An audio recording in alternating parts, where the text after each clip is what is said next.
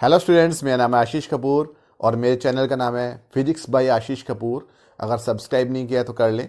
आज का हमारा टॉपिक है unit vectors, orthogonal unit vectors, position vector and vector in 3 dimensions. हम इन सारे टॉपिक्स को आज की वीडियो में कवर करने वाले हैं, तो वीडियो को लास्ट तक देखें। इससे पहले की वीडियोस में हमने वेक्टर्स के एडिशन, सब्ट्रैक्शन, रेजोल्यूशन वो सब हमने देख लिया था। अगर उन वीडियोस को नहीं देखा है तो उन्हें भी देख लें। तो बात करते हैं हम यूनिट वेक्टर की।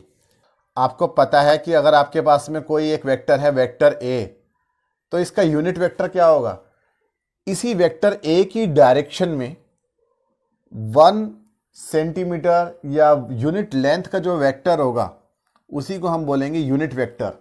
That means unit vector is a vector in the direction of given vector having magnitude unity, जिसकी लंबाई क्या होगी? यूनिटी। अगर ये 5 न्यूटन है तो ये 1 न्यूटन होगा।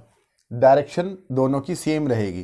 तो ए कैप निकालने का क्या तरीका होता था, पहले हमने डिस्कस कर लिया है कि वेक्टर ए में वेक्टर ए के मैग्नीट्यूड से, मैग्नीट्यूड का मतलब ये मैग्नीट्यूड का सिंबल है, वेक्टर ए के बाहर हमने मॉड्यूलस लगा दिया है, मैग्नीट्यूड से डिवाइड कर दिया वेक्टर ए में, या आप ऐसे लिख सकते हो सिर्फ ए से डिवाइड कर दिया।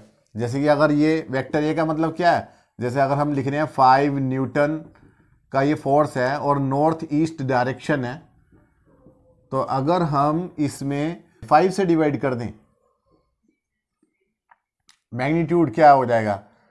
5 न्यूटन नॉर्थ ईस्ट का 5, तो ये आ जाएगा 1 न्यूटन नॉर्थ ईस्ट। तो यही क्या होगा आपका यूनिट वेक्टर, जिसमें डायरेक्शन तो है लेकिन मैग्नीट्यूड कितना है? यूनिटी। और यूनिट वेक्टर को हम कैप से डिनोट करते हैं।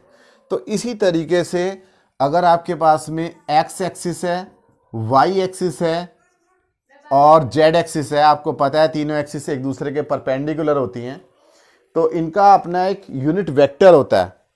ये एक्सिस कैसे होती है? जैसे कि आपके पास में ये कॉपी है, तो इसकी ये जो डायगोनल है बीच वाली, ये सपोज एक्स एक्सिस है, ये जो खड़ी वाली जो साइड है, किनारी है, ये वाई एक्सिस है, और जो बाहर की तरफ परपेंडिकुलर आ रहा है ये आपकी क्या है? जेड एक्सिस है।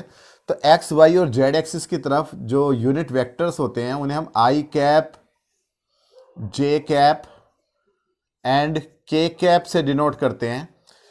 आई, J, K, X, Y and Z axis. इन्हीं आई, जे, के को ही हम क्या बोलते हैं? Orthogonal unit vectors. ऑर्थोगोनल का मतलब परपेंडिकुलर, एक दूसरे के परपेंडिकुलर, क्योंकि तीनों एक्सिस एक दूसरे के परपेंडिकुलर होती हैं, तो ये यूनिट वेक्टर्स हैं। और ऑर्थोगोनल यूनिट वेक्टर्स हैं, ये perpendicular, mutually perpendicular unit vectors हैं।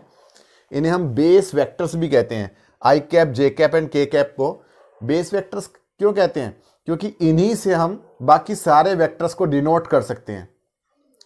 किसी भी बॉडी के ऊपर अगर आपने कोई फोर्स लगाया या कुछ एक्सीलरेशन है, अगर आपको उसकी वैल्यू निकालनी है, तो डायरेक्शन देनी है उसे, तो आई कैप, जे कैप, के कैप, इनका काम है डायरेक्शन प्रोवाइड करना। इन्हीं की हेल्प से बाकी के वेक्टर्स बनते हैं, इसीलिए हम इसे बेस वेक्टर्स भी कहते हैं।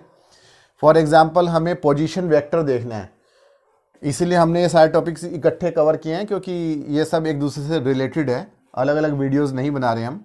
तो पोजीशन वेक्टर देखना है, आपके पास में ये X, Y and Z axis है, म्यूचुअली परपेंडिकुलर एक्सिस है, और यहाँ पर आपका कोई पॉइंट है, स्पेस में कोई पॉइंट है, इसका अपना कोई कोऑर्डिनेट हो सकता है। सपोज इसका कोऑर्डिनेट है 4, 3, 5। तो कोऑर्डिनेट सिस्टम आप पहले से कर रखा होगा कोऑर्डिनेट ज्योमेट्री में। 4, 3, 5 का मतलब क्या है कि अगर आप एक्स एक्सिस की तरफ चलें, यहाँ से परपेंडिकुलर डाल दें एक्स एक्सिस के ऊपर, तो एक्स एक्सिस की तरफ चले, तो ये जो परपेंडिकुलर जहाँ गिर रहा है वो पॉइंट कितनी डिस्टेंस पे है इससे? 1, 2, 3, 4 यूनिट की डिस्टेंस पे है। वाई एक्सिस की तरफ चलें तो जो परपेंडिकुलर है वो कितनी डिस्टेंस पे है? 1, 2, 3, अगर हम वाई एक्सिस पे परपेंडिकुलर डालें। और इसी तरीके से यहाँ से परपेंडिकुलर जेड एक्सिस पे डालेंगे तो कितनी डिस्टेंस पे है ये पॉइंट जिसको हम देख रहे हैं? ये 5 यूनिट्स की डिस्टेंस पे होगा। एक्चुअली हम ये बोर्ड पे बना रहे हैं तो ये 3D को 2D पे शो कर रहे हैं, तो इसलिए ऐसा नहीं है। ये जेड ऐसे नहीं है, जेड एक्सिस बाहर की तरफ है, और ये पॉइंट भी पी इस बोर्ड के प्लेन पे नहीं है, यहाँ पे कहीं पर है। तो इसकी ये कोऑर्डिनेट्स हैं 4,3,5। इसी P पॉइंट को या तो हम कोऑर्डिनेट से दिखा दें तो हमें इसकी पोजीशन पता है, लेकिन अगर हमें इसी पॉइंट P की पोजीशन को वेक्टर मेथड से शो करना है तो हम क्या करेंगे, इन्हीं 4, 3 एंड 5 के साथ में यूनिट वेक्टर्स लगा देंगे, ऑर्थोगोनल यूनिट वेक्टर्स लगा देंगे, और ये जो आएगा ओरिजिन से लेकर P तक का जो वेक्टर आएगा वो आपका हो जाएगा वेक्टर OP। OP क्या हो जाएगा, एक तो यहां से लेकर यहां तक का वेक्टर प्लस यहां से लेकर यहां तक का वेक्टर, और अगर यहां से आपने परपेंडिकुलर यहां डाला तो यहां से लेकर यहां तक का वेक्टर, इन तीनों वेक्टर्स का सम क्या है, OP है।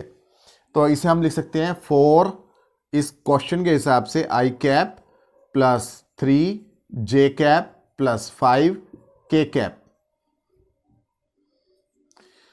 जो कोऑर्डिनेट्स हैं 4, 3, 5 उनके आगे ही हमने क्या लगा दिया, I cap, J cap, K cap. I cap का मतलब 4 जो है वो एक्स एक्सिस के ऊपर है, because I cap is a unit vector along x axis, और 3 जो है वो वाई एक्सिस के ऊपर है, और 5 जो है वो जेड एक्सिस के ऊपर है।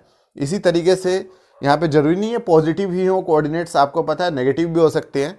तो इस किसी भी पॉइंट का हम पोजीशन वेक्टर हम निकाल सकते हैं। तो यह आपका पोजीशन वेक्टर कवर हो गया। जो भी उसके कोऑर्डिनेट्स होंगे उसके आगे I cap, J cap, K cap हम लगा देंगे। अगर कोई वेक्टर सिर्फ एक ही प्लेन में है, सपोज XY प्लेन में है, तो Z कोऑर्डिनेट उसका क्या होगा, 0 होगा, तो K कैप वाला टर्म उसमें नहीं आएगा, सिर्फ I कैप और J कैप वाले टर्म्स आएंगे। वेक्टर्स इन 3 डायमेंशन, ये तो पोजीशन की बात हो गई कि अगर ये पॉइंट है हमें इसका पोजीशन पता है। किसी भी वेक्टर को, दुनिया में किसी भी वेक्टर को अगर वो 3 डायमेंशन में है तो हम उसे I cap, J cap, K cap की टर्म में शो कर सकते हैं। भाई अगर आपके पास में ये हम कॉपी की हेल्प से हम आपको समझा रहे हैं, ये एक्स एक्सिस है, ये वाई एक्सिस है, और ये बाहर की तरफ जेड एक्सिस है, ये वाली साइड, और ये आपका तिरछा एक वेक्टर है, ठीक है। ये आपने एक तिरछा ओरिजिन से लेकर यहाँ तक का एक वेक्टर बना रखा है। तो ये इस तरीके से वेक्टर है आपका वेक्टर ए 3 डायमेंशन में।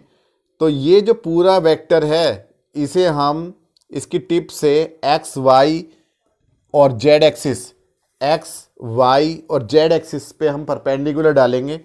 तो वो जो परपेंडिकुलर्स होंगे जो डलेंगे और वो जिस पॉइंट पे इंटरसेक्ट करेंगे एक्सिस को, तो वो इंटरसेक्शन पॉइंट O से जितनी डिस्टेंस पे होगा, ओरिजिन से जितनी डिस्टेंस पे होगा, भाई हमने यहाँ टिप से परपेंडिकुलर डाला x पे, तो यहाँ से लेकर यहाँ तक का एक वेक्टर आ गया। यहाँ से हमने डाला y पे तो ये वाला एक परपेंडिकुलर आ गया। यहाँ से हमने डाला z पे तो ये परपेंडिकुलर आ गया। तो अगर इन वेक्टर्स को हम देखें, इन तीनों वेक्टर्स का जो सम होगा वही क्या है, vector a। That means vector a can be written as ax। अगर हम यहाँ से सिर्फ मैग्नीट्यूड की बात कर रहे हैं, यहाँ से लेकर यहाँ तक का ax है, तो ax के साथ में I कैप, ये वाला अगर ay है तो प्लस ay के साथ में j कैप, प्लस ये वाला अगर az है परपेंडिकुलर की टिप तो az इंटू k कैप। तो हम किसी भी वेक्टर को, चाहे वो पोजीशन वेक्टर हो या कोई एक नॉर्मल वेक्टर हो, हम in terms of rectangular components, इन्हें हम बोलते हैं रेक्टेंगुलर कंपोनेंट। ये ax I कैप एक रेक्टेंगुलर कंपोनेंट है, तो हम रेक्टेंगुलर कंपोनेंट्स की टर्म में हम लिख सकते हैं। और किन्हीं भी अगर वेक्टर्स को ऐड करना है, जैसे 4i cap plus 3j cap plus 5k cap, ये जो वेक्टर था यही वाला 4, 3, 5 वाला, इसमें अगर हमें कोई दूसरा वेक्टर ऐड करना होता इस OP में या वेक्टर A में, कोई दूसरा वेक्टर, वेक्टर B ऐड करना होता है, ये एक दूसरा वेक्टर है वेक्टर B, जिसके कुछ और कोऑर्डिनेट्स हैं, जैसे कि इसके मान लिया 5i cap plus 2j cap plus 4k cap अगर कोऑर्डिनेट्स हैं, तो इसका रिजल्टेंट क्या बैठेगा, इसका और इसका रिजल्टेंट क्या बैठेगा। I कैप वालों को हम I कैप वालों के साथ ऐड करेंगे, J कैप को J कैप के साथ और K कैप को K कैप के साथ। तो इसका रिजल्टेंट हो जाएगा 4 + 5 9i कैप प्लस 3 + 2 यानी कि 5j कैप प्लस 5 + 4 यानी कि 9k कैप। तो इस तरीके से हम रेक्टेंगुलर कंपोनेंट्स की टर्म में हम वेक्टर्स को ऐड कर सकते हैं या फिर सबट्रैक्ट भी कर सकते हैं। दो वेक्टर्स का रिजल्टेंट निकाल सकते हैं, या अगर वेलोसिटी है तो हम रिलेटिव वेलोसिटी डिटरमाइन कर सकते हैं। रिलेटिव वेलोसिटी निकालने के लिए हमें वेलोसिटीज़ को माइनस करना पड़ता है। तो उम्मीद है कि आपको ये समझ में आया होगा। Thank you.